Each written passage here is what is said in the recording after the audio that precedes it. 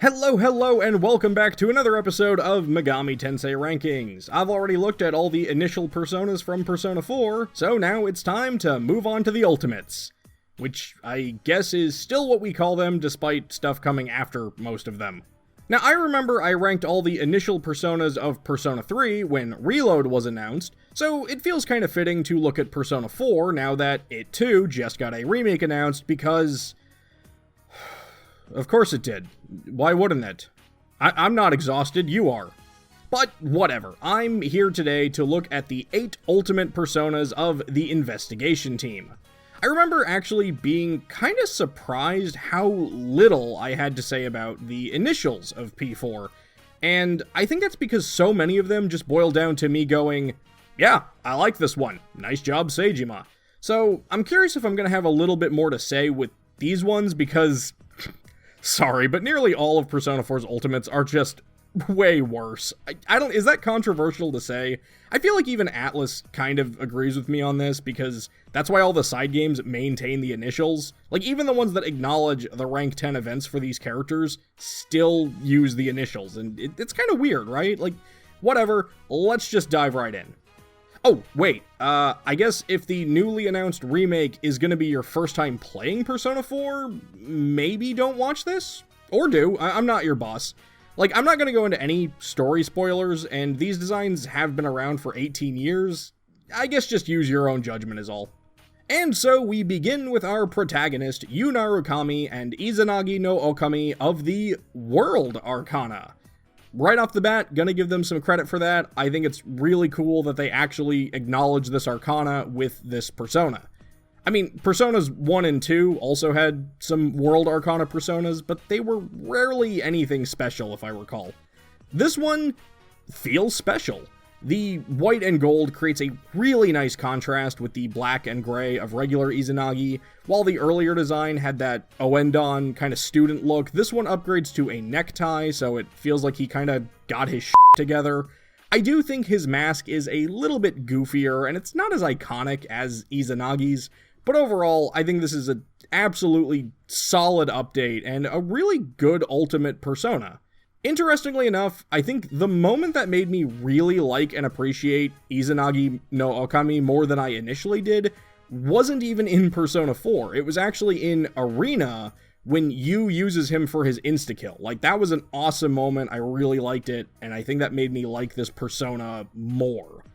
The thing is, I already gave Izanagi an A, and while I like no-Okami, it's not on a dramatic enough level to bump it up a letter rank, so yeah, this is just also gonna be an A tier. And I swear to God, if the remake doesn't let us register him in the compendium this time, I am gonna burn this place to the ground. And hey, if you like what I do here, please consider commenting, subscribing, or checking out the Patreon. It honestly all helps a lot. Thanks, moving on. Next up is Yosuke Hanamura and Susano-O of the Magician Arcana, and not only do I think that this is a step down from Jiraiya, I also think this is the weakest of the 3, technically 4, Susano-Os that have been personas. I think his blue jumpsuit lacks flair, like, maybe I'd have liked it a bit more if they'd kept Jiraiya's camo thing, but maybe had, like, blue camo or something, which actually would have fit pretty well, since that was typically used for, like, naval missions around oceans and such. It would have kind of tied into his lore, I guess. The thing is, I already gave Jiraiya a C last time, so I kind of have the opposite problem that I had with Izanagi-no-Okami. Like, I do think this is worse, but not so much worse that it's going to go down a letter grade. I generally don't like to use these, but I'm going to give Susano-O a C-, which I guess puts him under the C. I'm not apologizing, so let's just move on. Which brings us to Chie Satonaka and Suzuka-Gongen of the Chariot Arcana. And here's the thing, I thought I planned for this one. In the last video, I almost gave Tomoe a C, but I bumped that up to a B because she had some memorable elements that I did really like. Suzuka-Gongen does not. She's just very bland and forgettable to me. Like, half the time, I can't even remember specific details about her. I am looking at her right now while I'm recording this, and I'm like, oh yeah, that's what her glasses looked like.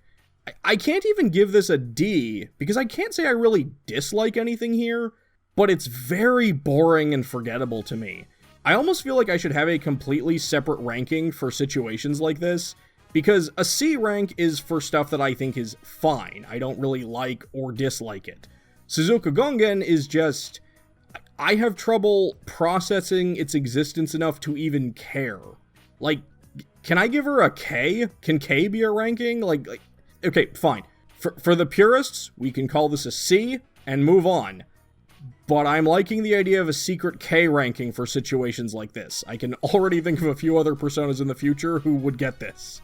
Next up is Yukiko Amagi and Amaterasu of the Priestess Arcana, and I think except for Persona 1's Ayase, who went from, I think, an A tier to an F because her ultimate persona sucked, this might be the largest downgrade I have ever seen from initial to ultimate in this series.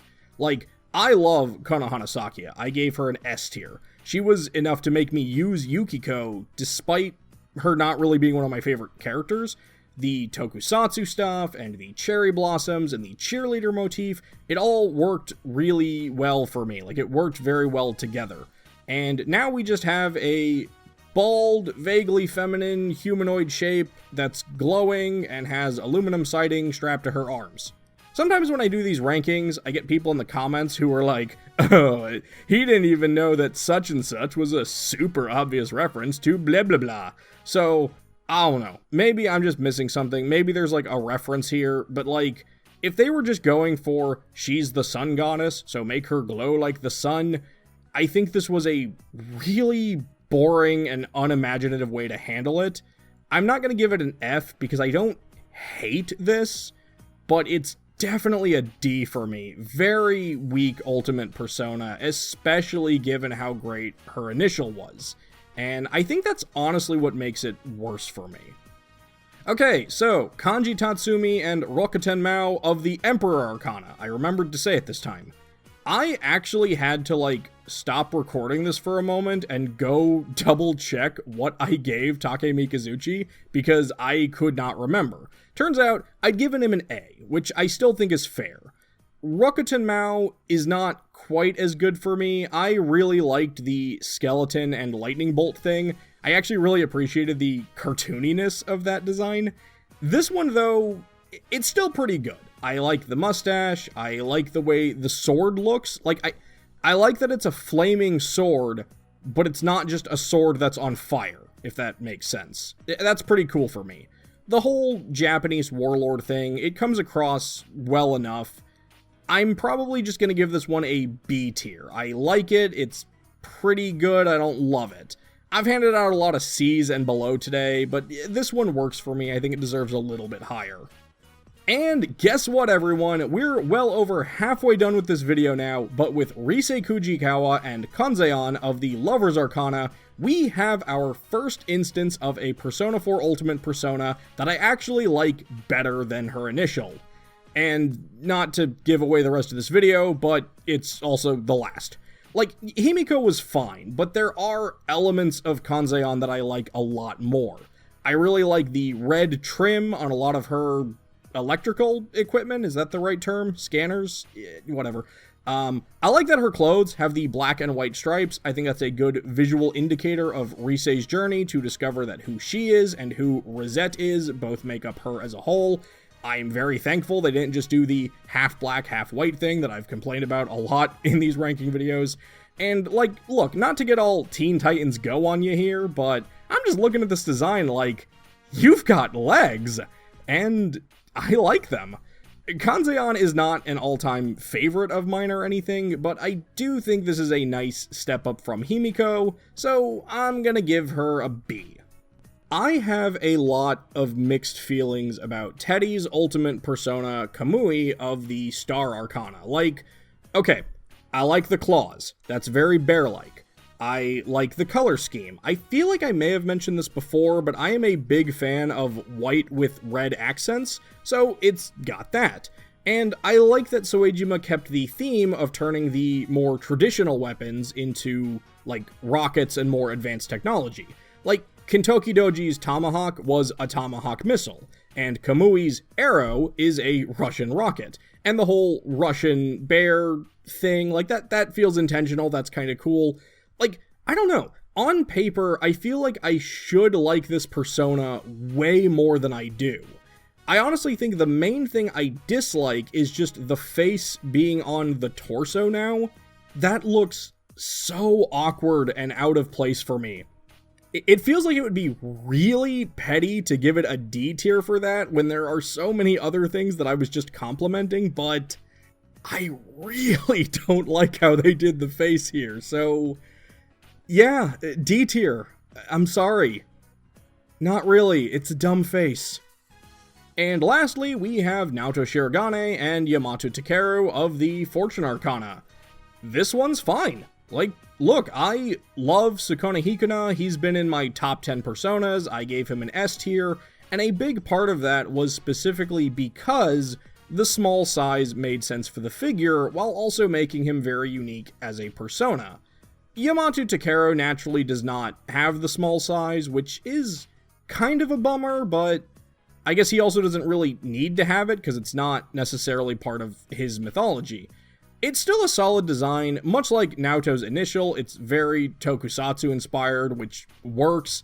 I really love that his white helmet looks like a bird, it's in reference to the mythology, which is awesome, always a big fan of that.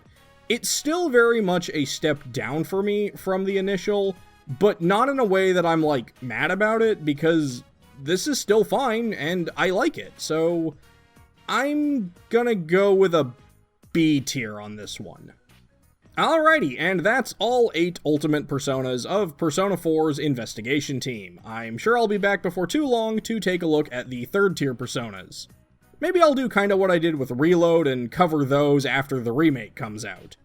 Of course, when I look at those, I'll only have 7 to work with, since there is no 3rd tier Izanagi, I'm sorry to say. Unless a certain freshly announced remake decides to add one? Maybe, he said, wishfully thinking. But yeah, what did you think of these ratings? I feel like I was kind of negative here, like, really not much went higher than a it's fine, but I think a lot of that is more just a testament to how good the initials were, since it's really hard to talk about the Ultimates without making a direct comparison. Let me know if you agree or disagree with me in the comments below, and let me know who your favorite Persona 4 persona is. Are you excited for the Persona 4 remake? Do you think it was incredibly unnecessary? Is this gonna be your first time playing Persona 4? If so, have fun with that. Share your thoughts with me, and thanks for watching. Feel free to suggest other Megami Tensei things you'd like to see me rank, and I will see you next time. So until then, take care.